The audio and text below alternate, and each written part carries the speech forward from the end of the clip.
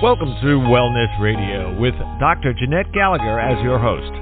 Her show discusses topics of health, wellness, and spirituality, and is about discovering your place in this great universe, from your cells to the cosmos. Along with her guest, in casual conversation, she strives to ask the difficult questions that may be holding you back from a vibrant life, and shares new ideas that may inspire you to make a change in your life that you only can see in your dreams. And now, here is Dr. Jeanette-Gallagher. Good evening, everyone, and welcome to Wellness Radio. This is Dr. Jeanette-Gallagher, and it's a pleasure to have you with us here this evening. Tonight, we're going to be talking about rehab, addictions. What is your soul taking you on an adventure and a journey? How has your human path been full of potholes, slamming doors, drugs, addictions, souls? Perhaps we're saying a few drinks, a few pills, or maybe just saying, I'm done, I'm out of here, and taking a few too many risks. Who are the people around us that are trying to save us, support us, hold us up, push us forward? Is there a right and a wrong way to advance through your soul journey? Or perhaps are we saying now we are looking at eyes wide open and noticing that this human existence is not as easy as everyone has said. It is much more difficult when we hit the wall and no longer are returning away and saying we're not going to see the pain, see the hurt, the shame, the guilt, the struggles of our human beings around us. We are going to be soul beings. We are going to be empathic, compassionate. We are going to wake up and start supporting those around us. Are you at that point yet? Perhaps many are saying, somebody else's job, it's somebody else's journey, it's somebody else to fix them. Let's put them away.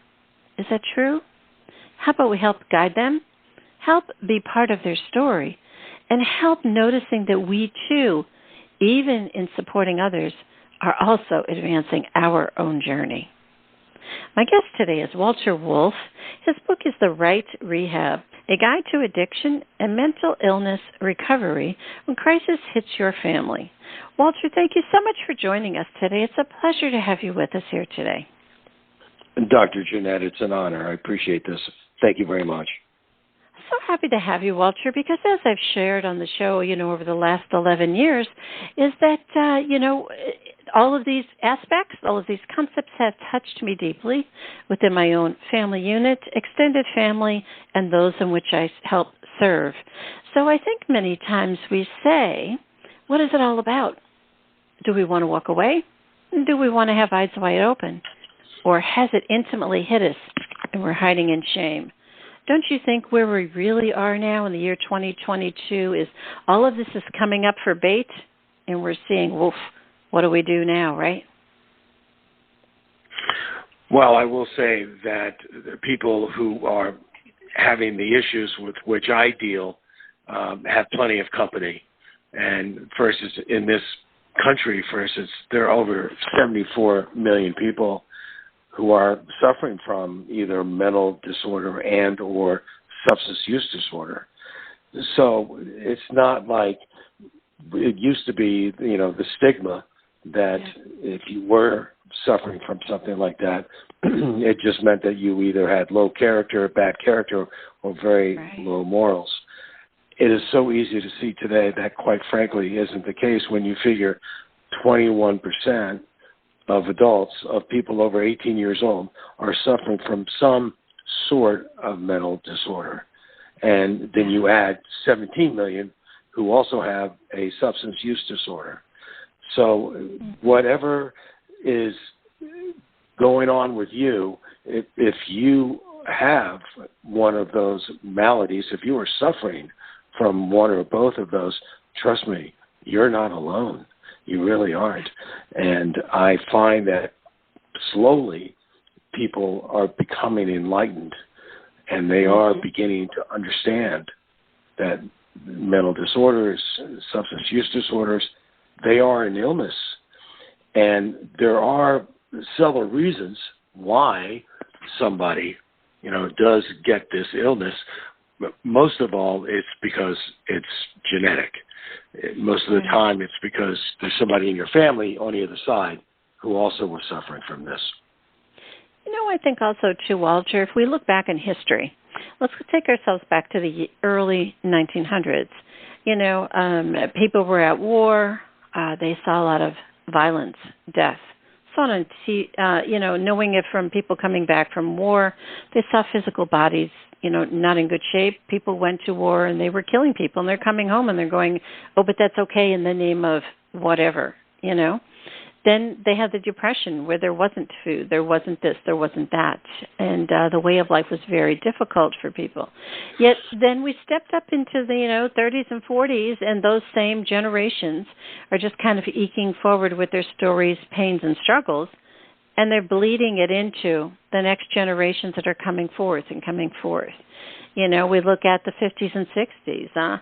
It was all about getting a house. It didn't matter what your house looked like. Your house had to look perfect on the outside. Didn't matter what was going on inside it. You were still looking at the looking perfect kind of idea. We take it forward, and then, there was antibiotics. It was going to fix everything. Let's hand our body over to the doctor. He knows what he's doing. He will fix me. Then, we went into perfection of bodies. People started having, let's take pain medications. Where did that come from? The doctor was going to help me get out of whatever stuff I was in.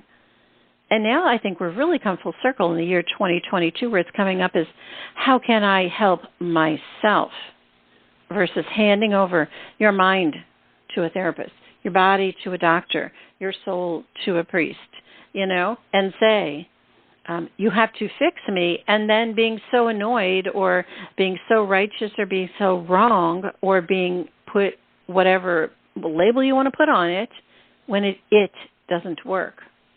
Don't you think sometimes when we talk about the right rehab, that's truly what that's about? It's because what is the rehab about? Is it about you doing the work within inside yourself? Or is it about walking in, handing it over, and say, hey, fix me, and I'm on my way out. Let me know when I'm done. Check in, check out, right? Well, it's funny. You just hit it, right on the nose. That there's so many things that you just said that I could speak about those, for at least an hour. But I think maybe what I should say, this might be a good time to say why I'm on your show, and that is because 11 years ago, I got a phone call at 4:30 in the morning that a family member of mine was in crisis due to addiction. And I had, of course, no idea what to do. All I knew about addiction was what was, the conventional wisdom, and which means it was wrong. And also I knew absolutely zero about treatment. But fortunately, I was very lucky because I had a friend who did know.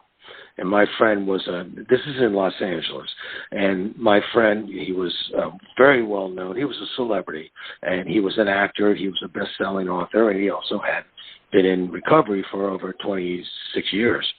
And so when I called him, he just said, sit tight. You're going to get a phone call from his friend Walt at a rehab.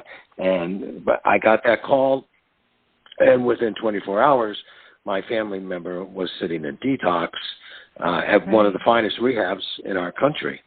And it was later when I started thinking, well, you know what? I'm lucky. I mean, I had Chris. He's the guy I called, and look what happened. But what do people do when they don't have a Chris?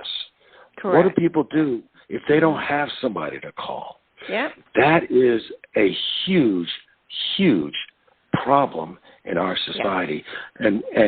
And also, one reason that it happens is that the treatment industry, the treatment world, is a $42 billion a year industry, and it is unregulated. So what it means is that there are plenty of imposters, grifters, charlatans who are after families. And remember, families are at their most vulnerable time when this happens. And they are ready to pounce on those families because their goal is to separate those families from their money. Now, we can talk later about all the implications to that. So, but what I did was, because people started calling me, first it was friends, and then friends of friends, and then finally people I didn't know, they would say to me, "Hey, Walter, I heard about your issue with addiction in your family. I've got the same problem. What do I do?" And so I was sort of drawn into helping people get into the right facility. And the reason I was able to do that is because I now had relationships with the most ethical and the most the people in that industry with the stellar reputations. So it was easy for me to get the right people on the phone and to get a particular person into treatment. But here's the question. The question is, how do you know which facility is the right one for a particular individual? Dr. Jeanette, you may hear people say, you know, why don't you call so-and-so? I hear it's a great place. They really helped this, you know, so-and-so's son. He is fantastic. What happened? Well, here's the problem with that, Dr. Jeanette, and that is this. People have no idea, when they say that, they have no idea what kind of facility it is. The bottom line is this. Everybody has a diagnosis. And your diagnoses are either, one is just pure mental disorder, and then there's just pure substance use disorder, and then there's primary substance use disorder, secondary mental disorder, or primary mental disorder, secondary substance use disorder. You see, you have to know which one is driving the other. And when you do know, you have to send that person to a facility who specializes in that particular diagnosis, because rehabs throughout the country, they are licensed by the state in which they are practicing. And their licensure has to be one or the other. It has to be just substance use disorder, just mental disorder, or primary mental disorder, secondary substance use disorder, or the opposite. And that is the kind of place where you have to send somebody, is when you know that those diagnoses, they match. That's the first step. And there are lots of other issues as well. And the reason I'm telling you this is I was totally barely treading water in the very beginning, but because of my luck, I was able to learn a lot more than most people will ever know. And so what I did was I decided that this is what I really love to do. For some reason, at this point in my life, I feel like this is where I was meant to go. And that this is my destiny, because I got help when my family member was ill. It's about time that I do what I'm able to do for other people when they're in that situation as well. So today, I'm an interventionist. I place people in treatment in facilities all over the country. People come to me from all over the country. And I realized about 2 years ago, that when I was floundering but I was saved by my friend Chris, I was looking for, well, there's got to be a book, there's got to be a website that explains what treatment is, what the stages are, and how do you find the right one. Well, there was none. And so fast forward 7 years later, I've been doing what I'm doing for 7 years. And finally, 2 years ago, I decided, you know what? That book still didn't exist, so I decided to write it myself. And that's why we have The Right-Rehab. It was released last November, and all I can say is I am just blown away by the reception of the book, by the testimonials, and by people are reading this book. So it's weird. It's strange that, Dr. Jeanette, I never would have figured that something like this would have happened in my life, because out of something that was a tragedy, that was a crisis for our family. Look what it's turned out to be. Do you think that was meant to be? What do you think? Right. Seriously, because Doctor. Yeah, right. Because, Walter, truly what we find on our life path, as I shared in the beginning of this show today, is that what is the wall we're hitting, what's coming up for us, and how do we take that as our adventure? So your soul adventure or exploration at this time in life was to write this book. And I think it's really important to talk about when we talk about addictions and we talk about alcohol or pills or suicide, whatever you want to talk about, any of those labels. I put it all into this mental health bank and say, oh, that's the journey your mind is taking you on. What is it about? Where is it going? Where is it exploring? Where is it trying to push out? What is it trying to say? And maybe you're not listening to it. And we talk about that and we say, why is this happening? What did I do wrong? What did I do this? What did I do that? And I think if we could truly stop that conversation, Walter, and this would be such a great time, to reference this for the years going forward, is that stop the conversation. We did nothing wrong. We did nothing that was blah, blah, blah, blah, blah, the story. Because whatever today is in the present is here for us to reflect on today, to work with today.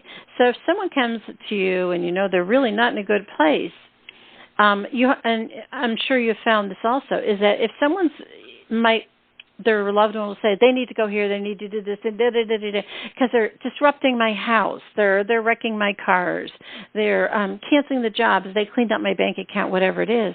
Well, really what you're saying is that you're inconvenienced, your life is being disrupted by this other person. That's very important. So what really is very important about that is that because you're saying that the other person's experience is making you feel uncomfortable. It's making you feel out of place. It is disrupting your identity, your ego. It is causing problems in the way you are seen in the world. When in essence, and I've seen this over and over again over the decades within my own family lineage and others, is that people say, I don't give a crap what other people think. So what if I lose my house? So what if this happens? So what if all the cars are gone and the money's gone? I'm still going to stand by my loved one and be on the journey with them, rather than cast them out for someone to fix them, bring them back in because they could fit into my paradigm again. I think that's truly where the quest of finding the right rehab is all about. People go to many rehabs, as my family members have. They've been in many of them. Some of them have been in 10 and 20 of them. Doesn't matter. The idea is that can you stand there and support your loved one? Yes? Well, yes, it is. You just brought up a very interesting point. Matter of fact, several of them actually. And number one, it's always true that when I have somebody who they always come to me, who is suffering from addiction and or mental disorder, I always tell families the following. When I send that person off to treatment, I always tell the family, so listen, your son, when he comes home, he's not coming home, quote unquote, fixed. Right. Because he's not the only one who has to be in recovery. The family has to be in recovery as well. Because if you send somebody away and they're in treatment, and when they come home to the exact same situation from which they left, you are negating everything that's ever happened, because you have to be in recovery as well. The family has to be in recovery. And Dr. Jeanette, that sometimes is the most difficult part of what I do, especially fathers. Fathers, I have found, are the most resistant to wanting to find out, dig down why they are the way they are and how they have contributed to the illness of their child. Mothers, I have found, mostly, in general, are the ones who are really driving, we need to change. So there's some interesting family dynamics, and this is a terrible thing to say, but it's true. is that when I have a client and I send that person away, and when I have either meet the family or speak with them a lot over the phone, especially meeting them, so many times I say, oh, okay, I get it. I understand. I understand why so-and-so is the way that he or she is. And this leads to another problem that we have in our society. It's much more prevalent than people realize, and that is trauma. People don't understand that you don't have to be a veteran from Iraq or from Afghanistan to be suffering from PTSD. Mm-hmm. The amount of people in this country who are suffering from some type of physical, mental, sexual, experiential trauma is huge. It's much larger than people realize. And that's one of the leading factors as to why we have 74 million people in our country who are suffering from some sort of mental disorder. A lot of it is due to trauma. Take the state of Oklahoma, for instance. In Oklahoma, 1/3 of all the females have experienced either sexual, physical, mental, or experiential trauma. 1/3 of the women in Oklahoma who are incarcerated, by the way, Oklahoma has the largest population of women incarcerated in our country. And 2/3 of those women are traumatized. They've had some sort of trauma. And when people have that type of history, quite often they turn to a substance to numb themselves from it. And that is a classic mental disorder driving the substance use disorder. Right. So, and hold on one second. Go ahead. So Walter, also too, right there, Walter, if you look at it, we as humans are living longer. You know, hey, to get to 100 or 90 or whatever is no big deal for some people anymore, or even to be in their 70s and 80s. If you and I remember, most of the time, you know, our ancestors, you know, kind of died off when they were in their 50s and 60s. So if we are living longer as humans, are we not taking the story of trauma that occurred in those early 1900s, because some of our ancestors are still spewing those stories, putting them out there, talking to us about them, giving us their, oh, hey, good old boy, whatever stories from all of those eons ago, and still reciprocating and still acting as if their past is there today. And in that way, you end up with children, grandchildren, who are just like reacting off the wall. And you're saying, well, why is that? Well, you know, did you have to bring all of this trauma from all of these eons, keep repeating the stories, keep repeating, well, my father used to beat me, I'm going to beat you kind of idea, all the way through? I mean, when are we going to stand up as humans and say, no longer stop, shut the door, no more? And I think the idea is that we have not gotten to that point yet, because we're still not responsible that everyone in addiction, outside of addiction, people, places, it doesn't matter what age you're at, doesn't matter what's going on in your life, or if you're perfect, you're at the top of your peak and you're all over social media and you're the best perfect person. It doesn't matter. We're all the same people, but what does matter is that we are all contributing to a global story. I mean, we see it on social media. We're fighting against this. We're fighting against that. You see it on television. You know, this one's wrong. That one's wrong. They can take one sentence and they can dissect that thing for the last, 10, 15 years? Or we are not over that yet? You know, so I think in essence, can we say each and every one of us is responsible with that which we are bringing into the world today? Well, one ray of sunshine, Doctor, is that more and more people are starting to realize what you just said. Mm-hmm. And more people are realizing that there are ways that, first of all, that they do have a problem or they do have a history which is affecting others, and in a very unhealthy way. And a lot of people now, more people than ever, are actually doing something about it, because most of the people who do suffer from some sort of mental disorder, most of the time it's anxiety and depression, and sometimes a light form of schizophrenia. Mm-hmm. You would never know that you could run into somebody or somebody with whom you work, a friend. It is remarkable how many people have some sort of mental disorder, but because they are using medication combined with therapy, you would never know. Mm-hmm. You simply wouldn't know. And that's because I can't tell you. Tell me if this is true with you.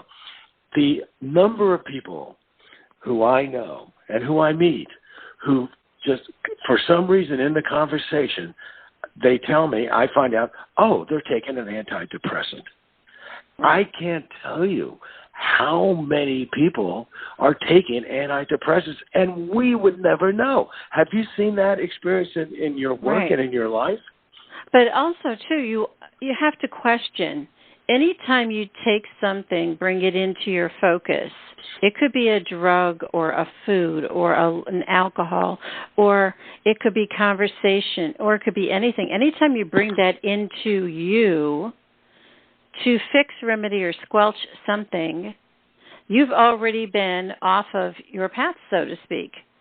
So in essence, can we see, is it as simple as that, or is it as complicated as, but my mind is this, my mind is that, my mind is that, but your mind is you. But your mind is your human existence. Your essence has something different. In other words, I think the real successes in rehab is when they come back to, you'll hear a lot, they'll say, I came back to my soul. I came back to my essence. I came back to the who I am. And when you can get to the who I am, it isn't about all that other stuff. And it isn't about how my mind controls me or runs me or whatever. So in essence, just as you share about the right rehab, there are many out there. I explored it with my own family members. Delancey Street in San Francisco is an extremely harsh place to be in lockdown for years. Very difficult. Betty Ford, hey, same person, went to both places. And Betty Ford, this is great. This is pompous. This is, highfalutin, whatever, whatever it might have been for them. Or Halterman in Ohio, or the place, totally forgot, the place Linder? in Pennsylvania in the Northeast by Hershey. Karen. You talking about Karen? Karen Foundation, yeah. So, you think about these places, and I've been to every one with a family member, and every single time, it was a different aspect, it was a different part. It was a part of the story. But I think that's what we want to also know, is that it's part of the story. It isn't the story. Do you think? Well, I'm listening to you, and the first thing that hit, first of all, Betty Ford, Karen, those are very reputable places. Karen, I happen to think, is the finest place on the planet for what they do.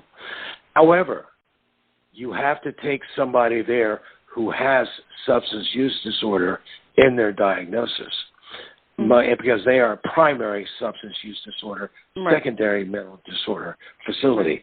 And which brings me to the following point. A lot of times, very often, I will have people come to me and they have no diagnosis. We could surmise that it was something that we think, but if they don't have a diagnosis, it makes it very difficult to determine which is the right place for this individual. Right. Yep. So there are two choices.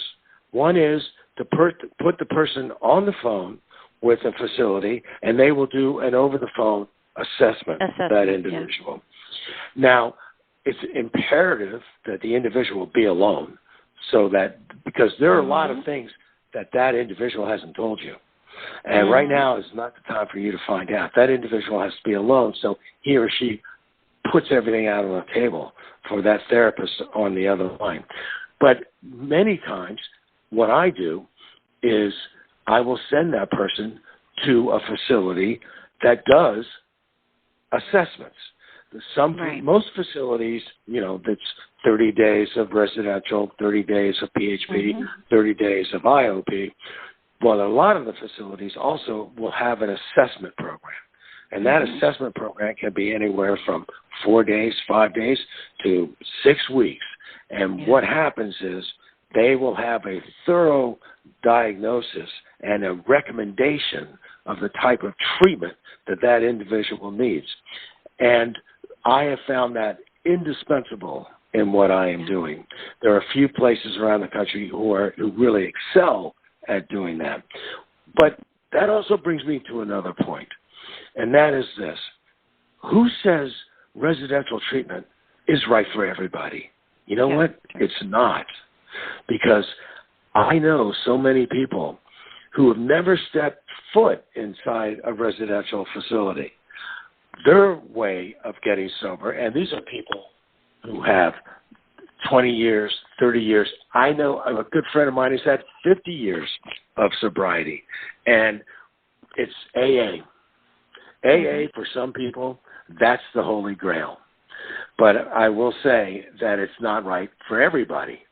Right. So I just want people to realize if somebody does have a substance use disorder and or mental disorder, well, most of the time you should have residential treatment or at least some type of treatment for the mental disorder.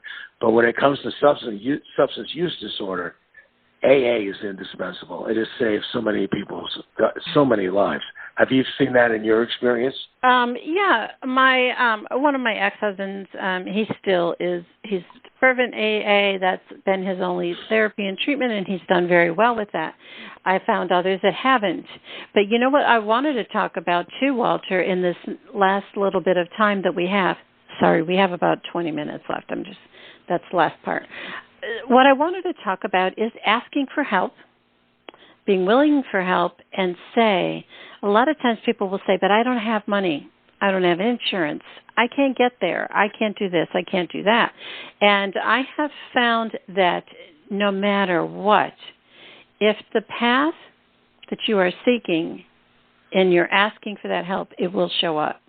Just as they contacted you many years ago, you were there to help them find the path, and you were the key.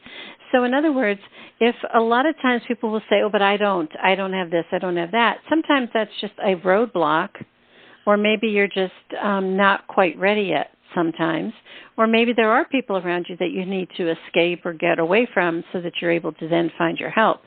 I found it that even the most expensive places in the entire world for getting help with any mental condition, any addiction, anything, you can always, the answer is call, ask for help, and if they aren't able to help you, say, how can you help guide me to the next place if you're not able to help me? Don't you think that is so vitally important? I'm sure you've found that in your work. I know I have found it over decades of helping people, is that how do you ask and say, it will be found, I'm going to trust that I'm going to get guided to where I need to be, and understand that. Let's take a break for a moment, and we will be right back. Today we discuss many life-changing concepts. Who do you turn to, and how do you know what is best when faced with a health crisis? Dr. Jeanette is a patient advocate. She listens to the patient, the doctors, and the family, clarifies the health issues and concerns, then helps the patient make the best choices going forward. If you would like help implementing change into your life and health, we can talk and see where you are stuck and how to improve the quality of your life. Check the link on the bottom of today's show page or visit dr-jeanette-gallagher.com to schedule a phone appointment today.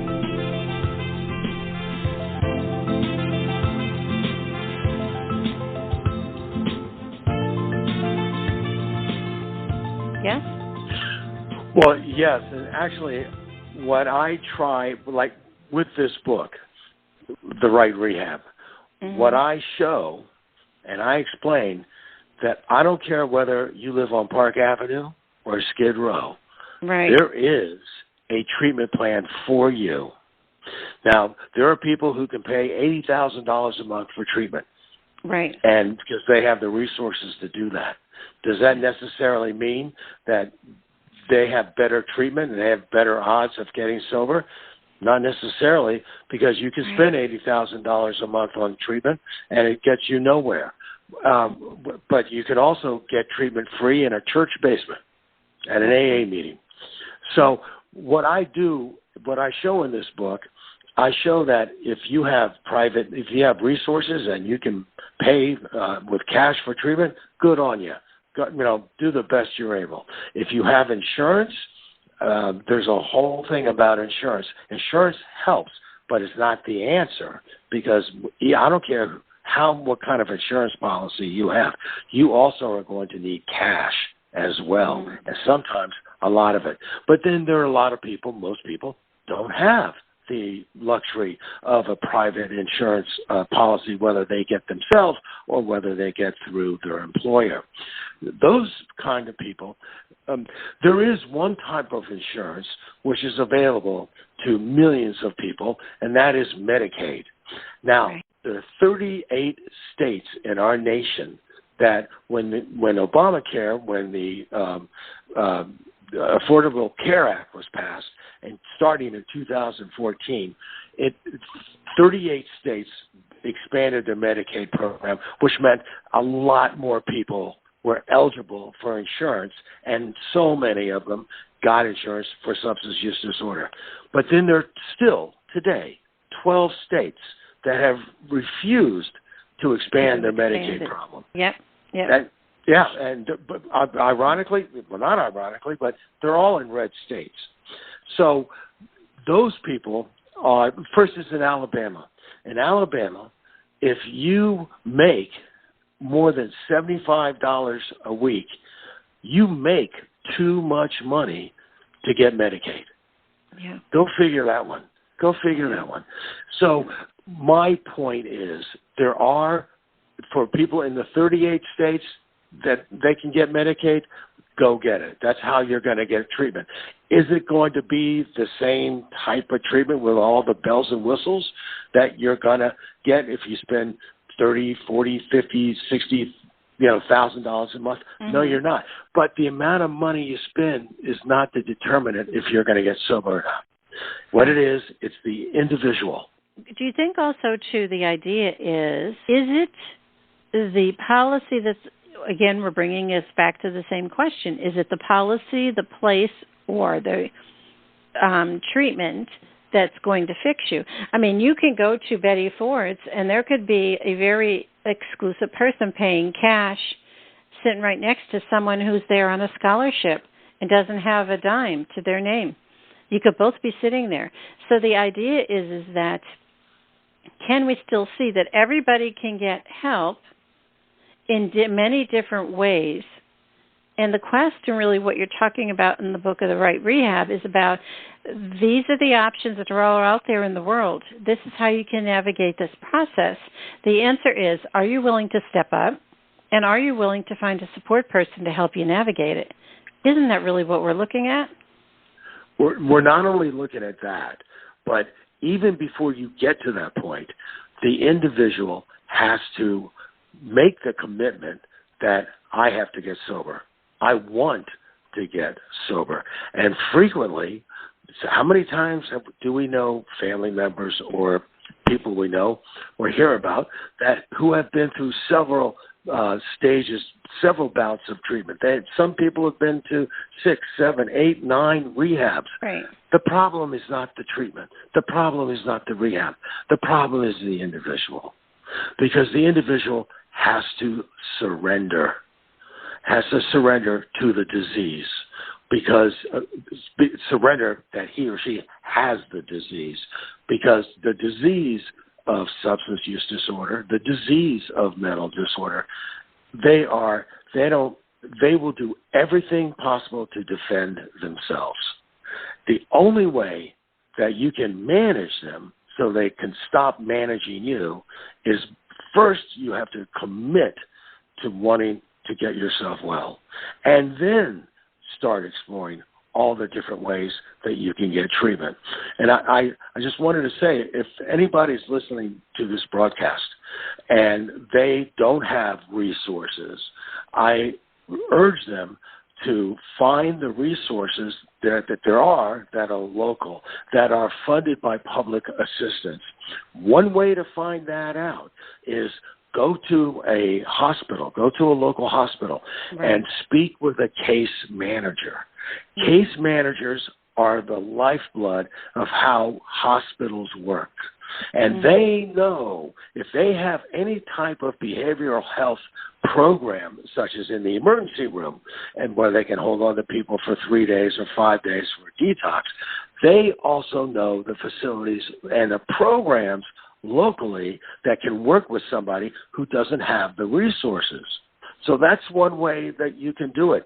You could also call you can also call the toll-free number for Medicaid. You can call the toll-free number for Medicare. You can call the toll-free number for SAMHSA, the administration for HHS that is in charge of all the facilities around the country. In charge. I mean, that's what they deal with. They do exist, and that's what I do in the Right Rehab. I show people how you can reach out. Here are the numbers. Here are the facilities. Here are the programs. All you got to do is pick up the phone and call them.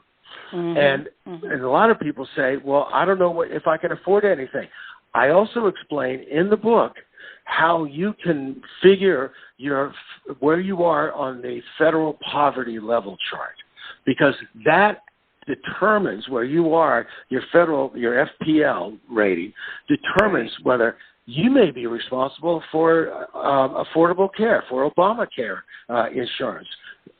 Or, you know what, you qualify for Medicaid.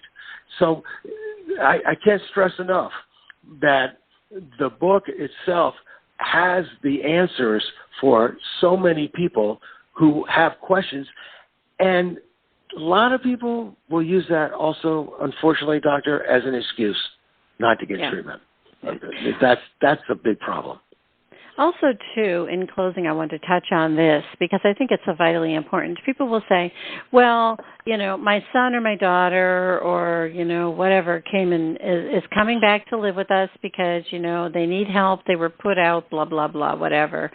And they're coming to stay with us. And then all of a sudden, you talk to them a few years later and they've kind of destroyed your house and your life and everything. And the people say, what do I do now? Well, because I can't get them because of this care, that care, or whatever. Because people don't want to lose what they have helping and supporting another person. Well, sometimes the best thing in that case for the person might be to say, hey, I'm going to put you up in a small apartment and you're out on your own, and then you can file for what you need to file for. And then you could start taking care of yourself and start standing on your own 2 feet. We'll be here to visit you and support you, but we can't accommodate it. And that's a super hard place to be. And I can stand here and attest to it and tell you that, it's a very hard place to be, it's a difficult place to be, but also, too, it was probably the best for some family members. It was the worst for the others. But you have to say, I'm going to follow what I'm thinking is the intuition or is right for me now.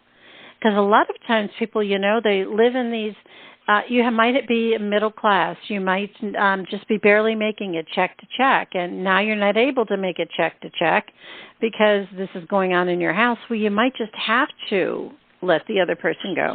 How hard is that? I'm sure you've encountered that before. Well, I'm an interventionist. And I've seen everything. And that's why there's a form of intervention, which there are a lot of factors involved, doctor. First of all, is the individual in denial that he or she has a problem?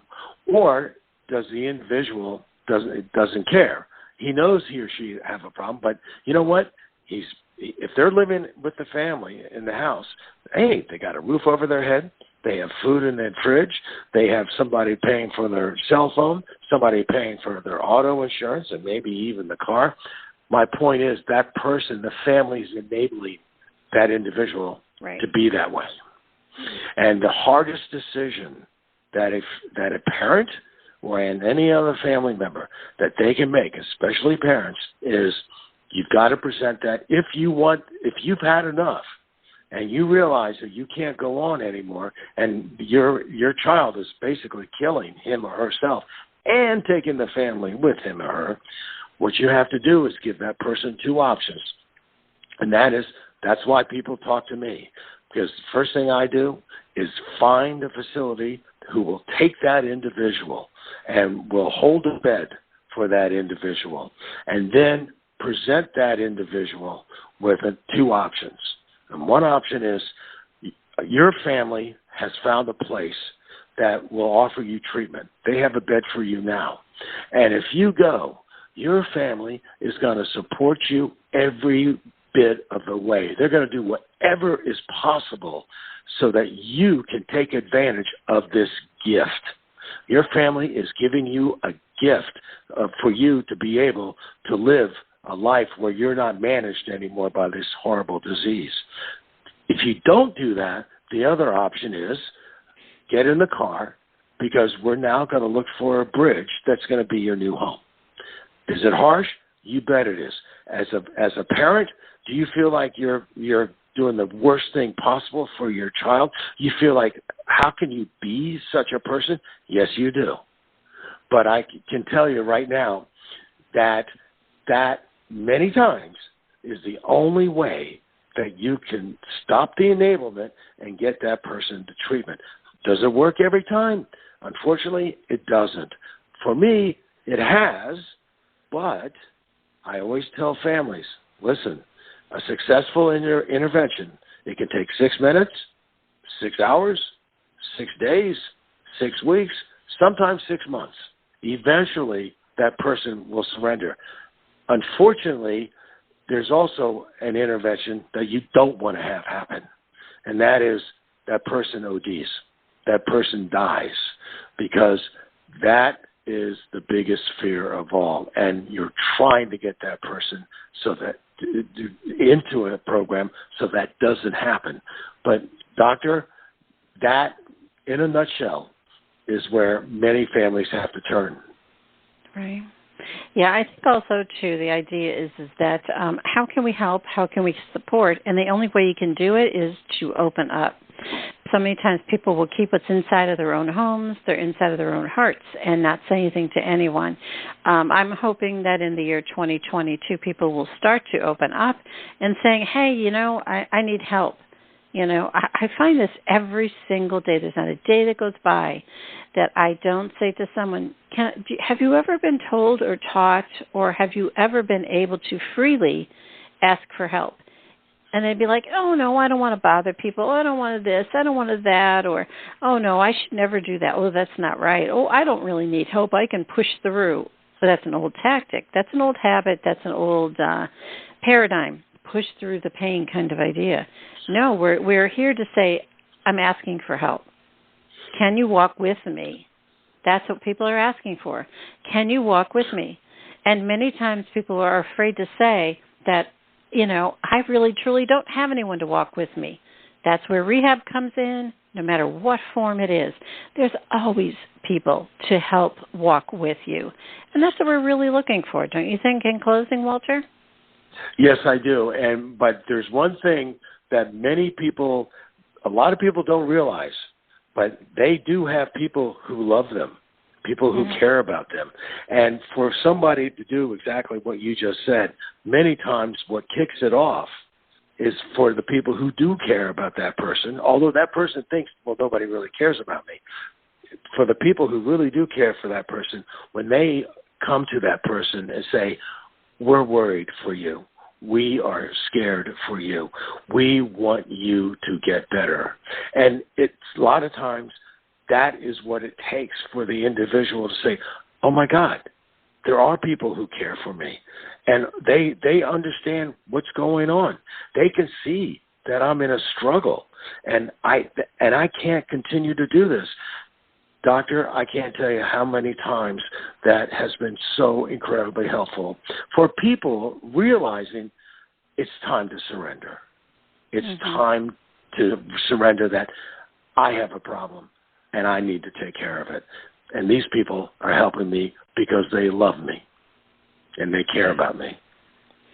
You know, I think, Walter, truly today we've spoken about how to be able to navigate if something's going on in your home, inside yourself, inside your family, or if you are in the position of helping others. You know, I work a lot with elders and end of life, and I'll tell you, substance abuse is rampant. You know, all you need to do is go into an elder person's medicine cabinet, and there are so many bottles in there, and they have no clue what they are. They just keep taking them. And we wonder why people have problems, you know. And so many times we look back and we say, oh, but they're coming from the right source. You know, my father used to give me a drink. It's okay. My father's a good guy. Or, hey, the prescription came from my doctor. He knows better. It's a good thing, you know. So I think the idea is we have to say, is it good for me? It's not good for me. It's not working for me. This is not, whatever I'm in, it is not right for me. And I think, Walter, your book is a great start to be able to stand up and say, oh, it's not right. I got to change something. Yes? I appreciate that. Thank you very much. And by the way, if people want to purchase the book, if they want to read the book, they can go to Amazon and simply type in The Right Rehab, and it'll take them right away to the page. And you can also reach out to me as well. You can go to my website, which is called the-right-rehab.com, and you see exactly how to reach out to me. Very good. And I think also, too, you know, Walter, is that people are scared, and what you and I are saying, there are millions of people that have been through this. There are millions that are banging on the door, and there are millions that still need help. So if you see someone struggling, reach out and speak up, yes? Absolutely, without question. It's imperative that you do that. Well, Walter, it was such a pleasure to have you with us. We thank you so much for joining us today to share your work. Well, Dr. Jeanette, I can't tell you how much I appreciate it. And I think you're doing something really, really incredible because you are helping people. And that's obviously your destiny. And that's something that you were meant to do. So you know what? Good on you. Thank you. I think if we all find our path and we're able to stand up, you know, it's called Open Up the Door Every Day and Help. So thank you so much. If you'd like to find out more information about Walter Wolf, again, his book is The Right Rehab, A Guide to Addiction and Mental Illness Recovery When Crisis Hits Your Family. Please do click on the link on the bottom of today's show page to go directly to his website for more information, and you can contact him directly through his website. And it is about being able to say, oh, I'm in trouble, I'm struggling, I don't know what to do. Find your church, find your local hospital, find a local physician's office. Go walk into anywhere. People say, oh, I couldn't do that. The answer is absolutely you can do that. Absolutely. And the time is now, and the time is really, really ripe for people getting help. Everyone is out there to help you. So we thank you so much for joining us today. If you'd like some soul support or to help guidance also with mental health, physical health, soul health, please do click on the link on the bottom of today's show page to go directly to my website also. But we thank you so much for joining us today and being able to help others. It's such a great day. Just reach out and keep your eyes open. You never know what might come your way. Thank you so much for joining us today. This is Dr. Jeanette-Gallagher. Till tomorrow, have a great day. Today we discussed many life-changing concepts. Who do you turn to, and how do you know what is best when faced with a health crisis? Dr. Jeanette is a patient advocate. She listens to the patient, the doctors, and the family, clarifies the health issues and concerns, then helps the patient make the best choices going forward. If you would like help implementing change into your life and health, we can talk and see where you are stuck and how to improve the quality of your life. Check the link on the bottom of today's show page or visit dr-jeanette-gallagher.com to schedule a phone appointment today.